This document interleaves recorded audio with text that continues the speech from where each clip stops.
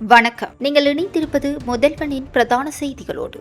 பிறந்தநாள் விழாவுக்கு சென்ற குடும்பம் வீடு திரும்பிய போது நேர்ந்த விபத்தில் தாயும் மகனும் பலி. 1.5 வயது குழந்தை காயம். திடீரென லஞ்ச ஊழல் ஆணைக்குழுவில் ஆஜரான நிசங்க சேனாதிபதி. காரணம் என்ன? செல்வாக்கு மிக்கவர்கள் சிறையில் இருந்து கொண்டே கைதிகளை தூண்டுகிறார்களா? பரபரப்பு குற்றச்சாட்டு. 11 வயது சிறுமிக்கு கொடூரம். குற்றவாளிக்கு 40 ஆண்டுகள் கடூழிய சிறை. கடவுச்சீட்டு விநியோகத்தில் தடங்கள். தற்போது வெளியான முக்கிய அறிவிப்பு. திடீரென கட்டுப்பாட்டை இழந்து தலைகீழாக கவிழ்ந்த பேருந்து. பயணிகளுக்கு என்ன ஆனது? திடுக்கிடும் தகவல். இலங்கையில் வேகமெடுக்கும் டெங்கு. 90,306 பேருக்கு பாதிப்பு. 65 பேர் உயிரிழப்பு. டெங்கு குறித்து வெளியாகியுள்ள புதிய தகவல். ஒரு இரவில் உருக்குலைந்த கொலம்பியா. 132 பேர் பலி. 2000 பேர் மாயம். அடுத்தடுத்து வெளிவரும் அதிர்ச்சி தகவல்கள். வெள்ளம், நிலச்சரிவு, சூறாவளி. ஒரே நேரத்தில் திணறும் பிலிப்பைன்ஸ். 16 பேர் பலி. போதைப்பொருள் இல்லாத தமிழ்நாடு. விஜய் முன்னிலையில் மாணவர்கள் எடுத்த உறுதிமொழி.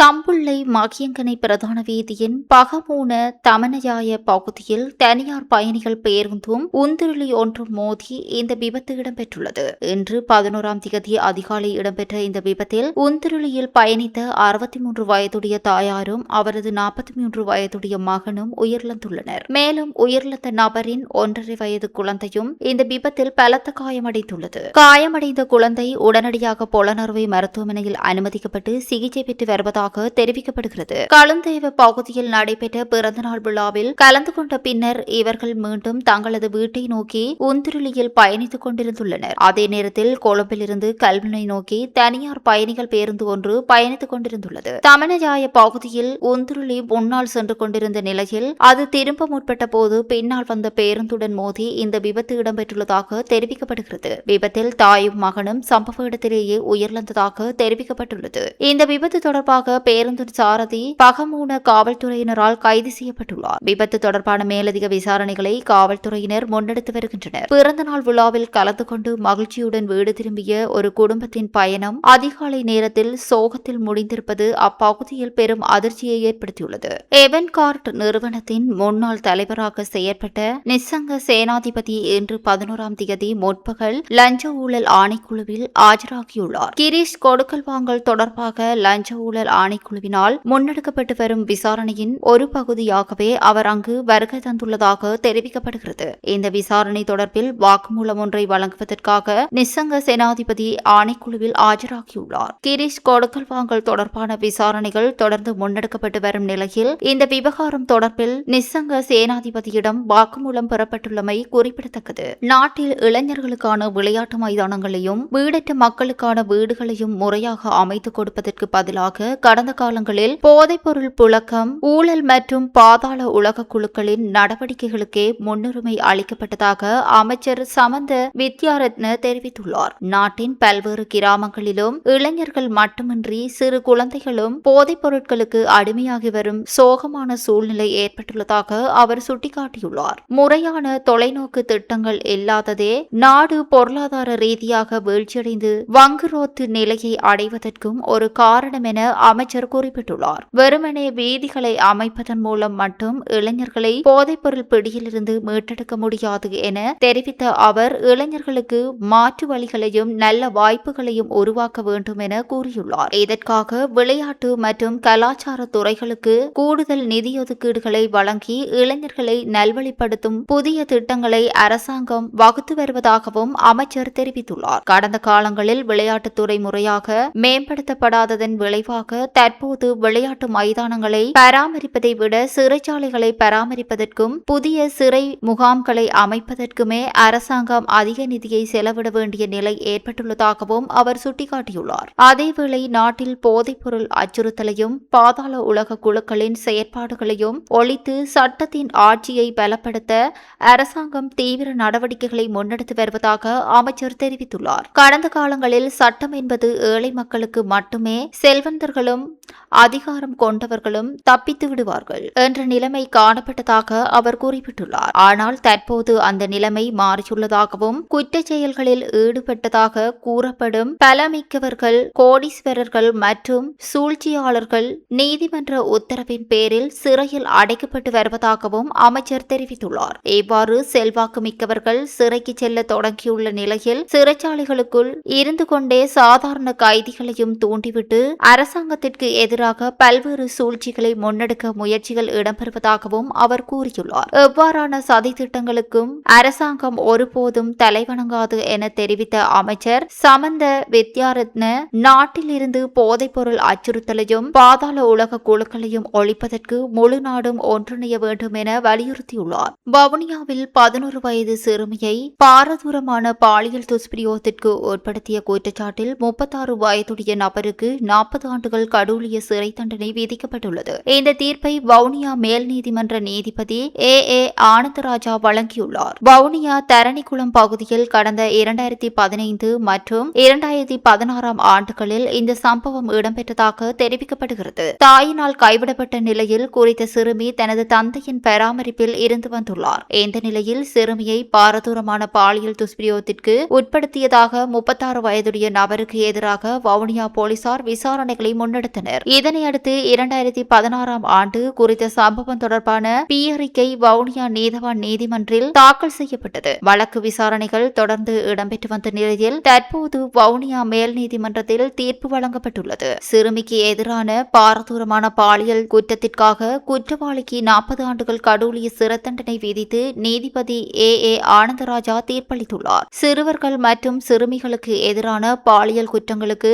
கடுமையான சட்ட நடவடிக்கைகள் எடுக்கப்பட வேண்டியதன் அவசியத்தை இந்த வழக்கு மீண்டும் வெளிப்படுத்தியுள்ளது. கடவுச்சீட்டு பெறுவதற்காக காத்திருப்பவர்களுக்கு நிம்மதி அளிக்கும் வகையில் கடவுச்சீட்டு விநியோக பணிகள் மீண்டும் வழமைக்கு திரும்பியுள்ளதாக குடிவரவு மற்றும் குடியகல்வு திணைக்களம் தெரிவித்துள்ளது. குடிவரவு மற்றும் குடியகல்வு திணைக்களத்தின் கணினி கட்டமைப்பில் ஏற்பட்ட தொழில்நுட்ப சிக்கல் காரணமாக இன்று காலை கடவுச்சீட்டு விநியோக நடவடிக்கைகளில் திடீர் இடையூறு ஏற்பட்டிருந்தது. இதனால் கடவுச்சீட்டு விநியோக சேவையை பெற வந்திருந்தவர்களுக்கு சிரமம் ஏற்பட்டது. எனினும் ஏற்பட்ட தொழில்நுட்ப சிக்கல் தற்போது சரி செய்யப்பட்டுள்ள நிலையில் கடவுச்சீட்டு விநியோக பணிகள் மீண்டும் வழமைக்கு திரும்பியுள்ளதாக திணைக்களம் அறிவித்துள்ளது. இதனால் கடவுச்சீட்டு சேவையை எதிர்பார்த்துள்ளவர்கள் மீண்டும் வழமையான முறையில் சேவைகளை பெற்றுக்கொள்ள முடியும் என தெரிவிக்கப்பட்டுள்ளது. புத்தள மொனராகலை பிரதான வீதியில் இலங்கை போக்குவரத்து சபைக்கு சொந்தமான பேருந்து ஒன்று வீதியை விட்டு விலகி கவிழ்ந்து விபத்துக்குள்ளான சம்பவம் இன்று காலை பரபரப்பை ஏற்படுத்தியுள்ளது. மக கொடையாய பகுதியில் இந்த விபத்து இடம்பெற்றுள்ளது. மொனராகலையிலிருந்து தனமெல்வில நோக்கி பயணித்துக் கொண்டிருந்த பேருந்தே இவ்வாறு விபத்துக்குள்ளாகியுள்ளது. இன்று 11ஆம் தேதி காலை இடம்பெற்ற இந்த விபத்தின் போது பேருந்தில் சாரதி மற்றும் நடத்துனர் உட்பட சுமார் 10 பேர் பயணித்துள்ளதாக தெரிவிக்கப்படுகிறது. பேருந்து வீதியை விட்டு விலகி கவிழ்ந்த போதிலும் அதில் பயணித்த வேறு எவருக்கும் பாதிப்பு ஏற்படவில்லை என தெரிவிக்கப்பட்டுள்ளது. எனினும் பேருந்தின் சாரதி மட்டும் சிறு காயங்களுக்கு உள்ளாகியுள்ளார். பேருந்தில் ஏற்பட்டிருக்கக்கூடிய இயந்திர கோளாறு காரணமாகவே இந்த விபத்து நேர்ந்திருக்கலாம் என ஆரம்ப கட்டமாக சந்தேகிக்கப்படுகிறது. சம்பவம் தொடர்பான மேலதிக விசாரணைகளை புத்தள போலீசார் முன்னெடுத்து வருகின்றனர். சுமார் 10 பேர் பயணித்த பேருந்து வீதியை விட்டு விலகி கவிழ்ந்த போதிலும் பெரும் அசம்பாவிதம் எதுவும் ஏற்படாமல் தவிர்க்கப்பட்டுள்ளமை குறிப்பிடத்தக்கது. இலங்கையில் இந்த ஆண்டில் டெங்கு பாதிப்பு தொடர்ந்து அதிகரித்து வரும் நிலையில் இதுவரை பதிவான மொத்த டெங்கு நோயாளர்களின் எண்ணிக்கை 90,306 உயர்ந்துள்ளது. நாடு முழுவதும் இதுவரை டெங்கு காரணமாக 65 மரணங்கள் பதிவாகியுள்ளன. இதன்படி டெங்கு நோயாளர்களின் இறப்பு வீதம் 0.07% பதிவாகியுள்ளது. இந்த ஆண்டில் மாத ரீதியாக பார்க்கும்போது அதிகளவான டெங்கு நோயாளர்கள் ஜூலை மாதத்திலேயே பதிவாகியுள்ளனர். ஜூலை மாதத்தில் மட்டும் 29,973 டெங்கு நோயாளர்கள் அடையாளம் காணப்பட்டுள்ளனர். அதேவேளை ஆகஸ்ட் மாதத்தின் முதல் 10 நாட்களில் மட்டும் 4,959 பேர் டெங்கு தொற்றுக்கு உள்ளாகியிருப்பது கண்டறியப்பட்டுள்ளது. மொத்த டெங்கு நோயாளர்களில் 52.96% பேர் மேல் மாகாணத்தைச் சேர்ந்தவர்கள். அதாவது மேல் மாகாணத்தில் மட்டும் 47,824 டெங்கு நோயாளர்கள் பதிவாகியுள்ளனர். இதற்கு அடுத்ததாக தென் மாகாணத்தில் 13,361 நோயாளர்களும் மத்திய மாகாணத்தில் 8,027 நோயாளர்களும் பதிவாகியுள்ளனர். மாவட்ட ரீதியாக பார்க்கும்போது அதிகளவான டெங்கு பாதிப்பு கம்பஹா மாவட்டத்திலேயே பதிவாகியுள்ளது. கம்பஹா மாவட்டத்தில் இதுவரை 19,204 டெங்கு நோயாளர்கள் நோயாளர்கள் அடையாளம் காணப்பட்டுள்ளனர். அதற்கு அடுத்ததாக கொழும்பு மாவட்டத்தில் 17,955 பேரும், கண்டி மாவட்டத்தில் 6,413 பேரும், மாத்தறை மாவட்டத்தில் 5,971 பேரும், களுத்துறை மாவட்டத்தில் 5,871 பேரும் டெங்கு தொற்றுக்கு உள்ளாகியுள்ளனர். இந்த புள்ளி விவரங்கள் மூலம் குறிப்பாக மேல் மாகாணத்தில் டெங்கு பாதிப்பு கணிசமான அளவில் அதிகமாக இருப்பது தெரியவந்துள்ளது. ஆண்டின் நடுப்பகுதியை கடந்துள்ள நிலையில் டெங்கு நோயாளர்களின் எண்ணிக்கை 90,000 கடந்துள்ளமை மக்கள் மத்தியில் கவலையை ஏற்படுத்தியுள்ளது. கொலம்பியாவை சக்தி வாய்ந்த நிலநடுக்கம் உலுக்கிய நிலையில் அங்கு உயிரிழந்தவர்களின் எண்ணிக்கை 132 உயர்ந்துள்ளது. மேலும் 570க்கும் மேற்பட்டோர் காயமடைந்துள்ளதுடன் 2,000க்கும் மேற்பட்டோர் காணாமல் போயுள்ளதாக தகவல்கள் வெளியாகியுள்ளன. நேற்று 10ஆம் திகதி கொலம்பியாவின் மேற்கு பகுதியில் இந்த 7.4 டிக்டர் அளவிலான சக்தி வாய்ந்த நிலநடுக்கம் ஏற்பட்டது. அமெரிக்க புவியியல் ஆய்வு மையமான USGS-இன் பதிவின்படி நிலநடுக்கத்தின் மையம் சோகோ மாகாணத்தில் உள்ள சான் ஜோஸ் டெல் ஃபார்மர் நகருக்கு அருகே பூமிக்கு அடியில் சுமார் 107 கிலோமீட்டர் ஆழத்தில் அமைந்திருந்தது. நிலநடுக்கத்தை தொடர்ந்து பல நில அதிர்வுகள் பதிவாகியுள்ளன. இந்த அதிர்வுகள் கொலம்பியாவை தாண்டி ஈக்வடார், பானமா உள்ளிட்ட அண்டை பகுதிகளிலும் உணரப்பட்டதாக தகவல்கள் தெரிவிக்கின்றன. நிலநடுக்கத்தால் கொலம்பியாவின் பல பகுதிகளில் கட்டிடங்கள் மற்றும் முக்கிய உட்கட்டமைப்புகள் சேதமடைந்துள்ளன. குறிப்பாக பெரேரா, காலி உள்ளிட்ட நகரங்களில் பாதிப்பு அதிகமாக இருப்பதாக தகவல்கள் வெளியாகியுள்ளன. பெரேரா நகரம் மிக கடுமையாக பாதிக்கப்பட்ட பகுதிகளில் ஒன்றாக தெரிவிக்கப்படுகிறது. மருத்துவமனைகள் மற்றும் பாடசாலைகளும் சேதமடைந்துள்ள நிலையில் காலி நகரில் உள்ள ஒரு மருத்துவமனையில் நோயாளிகள் இடிபாடுகளுக்குள் சிக்கியுள்ளதாக தகவல்கள் வெளியாகியுள்ளன. இதனால் மீட்பு பணிகள் தீவிரப்படுத்தப்பட்டுள்ளன. இடிபாடுகளுக்குள் சிக்கியுள்ளவர்களை மீட்பதற்காக மீட்பு பணியாளர்களுடன் ராணுவத்தினரும் களமிறக்கப்பட்டுள்ளனர். இதற்கிடையில் 2,000க்கும் மேற்பட்டோர் காணாமல் போயுள்ளதாக தெரிவிக்கப்படுவதால் உயிரிழப்பு எண்ணிக்கை மேலும் அதிகரிக்கக்கூடும் என்ற அச்சமும் நிலவுகிறது. நிலநடுக்கத்தின் தாக்கத்தை தொடர்ந்து கொலம்பியா அரசு தேசிய பேரிடர் அவசர நிலையை பிரகடனப்படுத்தி மீட்பு மற்றும் நிவாரண பணிகளை தீவிரப்படுத்தியுள்ளது. 7.4 ரிக்டர் அளவிலான இந்த நிலநடுக்கம் கொலம்பியாவில் இந்த நூற்றாண்டில் பதிவான மிக கடுமையான நிலநடுக்கமாக இருப்பதாக சமீபத்திய தகவல்கள் தெரிவிக்கின்றன. ஒருபுறம் இடிபாடுகளுக்குள் சிக்கியவர்களை மீட்கும் போராட்டம் நடைபெற்று வரும் நிலையில், மறுபுறம் காணாமல் போன ஆயிரக்கணக்கானோரை தேடும் பணியும் தீவிரமாக நடைபெற்று வருகிறது. கொலம்பியாவை உலுக்கிய இந்த பேரழிவின் முழுமையான பாதிப்பு மீட்பு நடவடிக்கைகள் முன்னேறும் போதுதான் தெரியவரும்.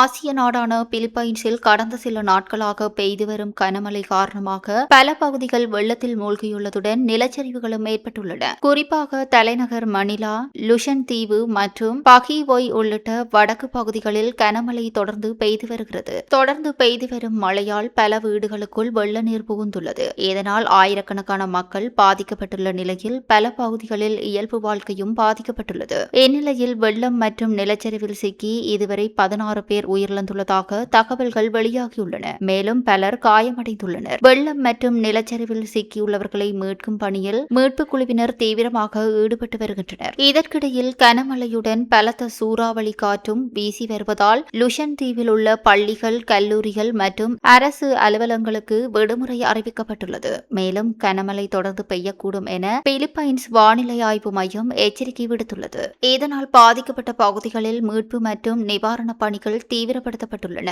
கனமழை, வெள்ளம், நிலச்சரிவு மற்றும் பலத்த காற்று என அடுத்தடுத்து ஏற்பட்ட இயற்கை பேரிடர்களால் பிலிப்பைன்ஸின் பல பகுதிகள் பாதிக்கப்பட்டுள்ள நிலையில் மக்கள் மிகுந்த எச்சரிக்கையுடன் இருக்குமாறு அறிவுறுத்தப்பட்டுள்ளனர். சென்னை மாநில கல்லூரியில் நடைபெற்ற போதைப்பொருள் தடுப்பு விழாவில் முதலமைச்சர் விஜய்க்கு மாணவ மாணவிகள் உற்சாக வரவேற்பு அளித்தனர். போதைப் பொருட்கள் இல்லாத தமிழ்நாடு என்ற தலைப்பில் மாநில அளவிலான பெருந்திரள் உறுதிமொழி ஏற்பு நிகழ்ச்சியும், போதைப்பொருள் தடுப்பு நடவடிக்கைகளில் சிறப்பாக செயல்பட காவல்துறை அதிகாரிகளுக்கு விருது வழங்கும் விழாவும் இன்று நடைபெற்றது. இந்த நிகழ்ச்சியில் ஏராளமான பள்ளி மற்றும் கல்லூரி மாணவ மாணவிகள் கலந்து கொண்டனர். விழாவிற்கு முதலமைச்சர் விஜய் வந்தபோது மாணவ மாணவிகள் விசில் அடித்தும் ஆரவாரம் செய்தும் தங்களது மகிழ்ச்சியை வெளிப்படுத்தினர். விஜய் மேடை ஏறிய போதும் மாணவர்களின் உற்சாகம் தொடர்ந்தது. அப்போது மாணவர்களை பார்த்து முதலமைச்சர் விஜய், குட் மார்னிங், அனைவரும் நன்றாக இருக்கிறீர்களா? உங்களை இங்கு சந்திப்பதில் மகிழ்ச்சி என தெரிவித்தார். இதற்கும் மாணவர்கள் உற்சாகமாக பதிலளித்தனர். இதனைத் தொடர்ந்து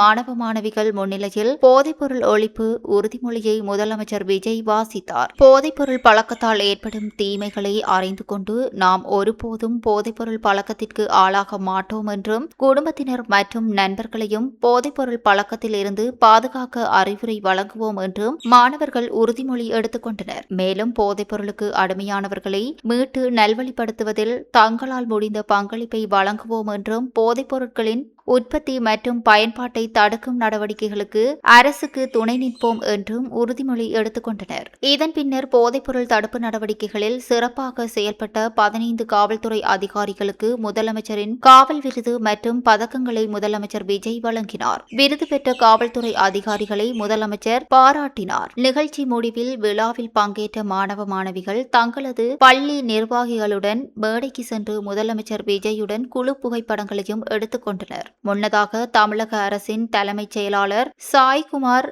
டிஜிபி மகேஷ்குமார் அகர்வால், சென்னை காவல் ஆணையர் அமல்ராஜ் மற்றும் கூடுதல் டிஜிபி சங்கர் ஆகியோர் முதலமைச்சர் விஜய்க்கு பூக்கொத்து வழங்கி வரவேற்றனர். போதைப்பொருள் தடுப்பு விழாவாக நடைபெற்ற இந்த நிகழ்ச்சி மாணவர்களின் உற்சாக வரவேற்பு மற்றும் 15 காவல்துறை அதிகாரிகளுக்கு வழங்கப்பட்ட சிறப்பு கௌரவம் என கவனம் பெற்றுள்ளது. இத்துடன் முதல்வனின் பிரதான செய்திகள் நிறைவடைகின்றது. தொடர்ந்தும் முதல்வனின் செய்திகளோடு இணைந்திருங்கள். நன்றி, வணக்கம்.